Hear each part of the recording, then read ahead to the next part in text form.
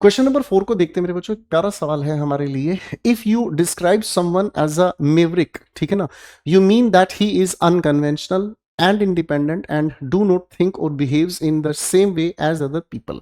देखिए, subject verb agreement का ये जो हमारे सामने सवाल है, ये वर्ब का फेवरेट, सब्जेक्ट वर्ब एग्रीमेंट का टेंस के अकॉर्डिंग ये फेवरेट सवाल है। पेपर में आप लोगों के सामने ये क्वेश्चन देखने को मिलेगा।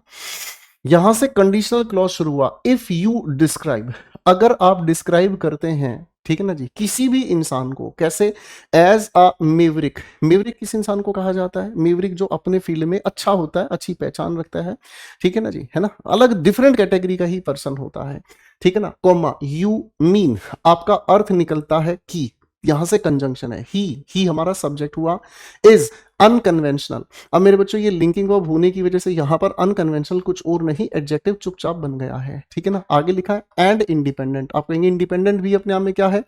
एडजेक्टिव है। और भाई एंड का तो सीधा सीधा व्यवहार है, क्या सर? जैसा शब्द साथ में वैसा ही शब्द अगला होना चाहिए, दोनों में एक संतुलन, बैलेंस होना चाहिए। आगे हमने पढ़ने का काम किया एंड, फिर से एंड क्या है? कंजंक्शन है। इस डू नॉट थिंक का सब्जेक्ट कौन है? तो आप कहेंगे सर इस डू नॉट थिंक के अगर सब्जेक्ट के बारे में मैं सोचने की कोशिश करूं तो इस डू नॉट थिंक का सब्जेक्ट तो ही है। इस डू नॉट थिंक का सब्जेक्ट कौन है? ही है ना। ही अपने आप में कैसा है? सिंगुलर है। जब ही अपने आप में ही मेरे बच्चों सिंगुलर हो गया है तो हम लोगों को प्रेजेंट इंडेफिनिट टेंस की जानकारी है।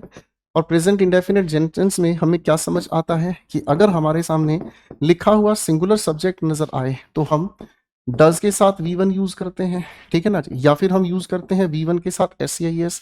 और अगर मेरे बच्चे प्लूरल सब्जेक्ट हमें देखने को मिलता है तो हम डू के साथ V1 यूज करते हैं, या फिर सिंपल सेंटेंसेस में V1 का यूज कर जाते हैं, कोई दिक्कत नहीं, ठीक है ना। अच्छा, इसी के साथ एक छोटी सी बात और भी हम लोगों को थोड़ी सी ध्यान रखनी होती है, ठीक है ना। जो एक रेडीमेड स्ट्रक्चर है क्वेश्चन को तोड़ने का, तो हमें क्या ध्यान रखना है बेटा?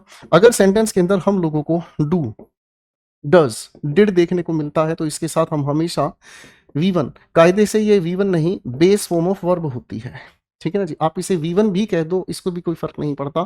हमें अपने क्वेश्चन में मार्क्स चाहिए, ना कि ग्रामर को लेकर लड़ाई चाहिए। तो मेरे भाई, अब इस बात से हमें क्या समझ आया?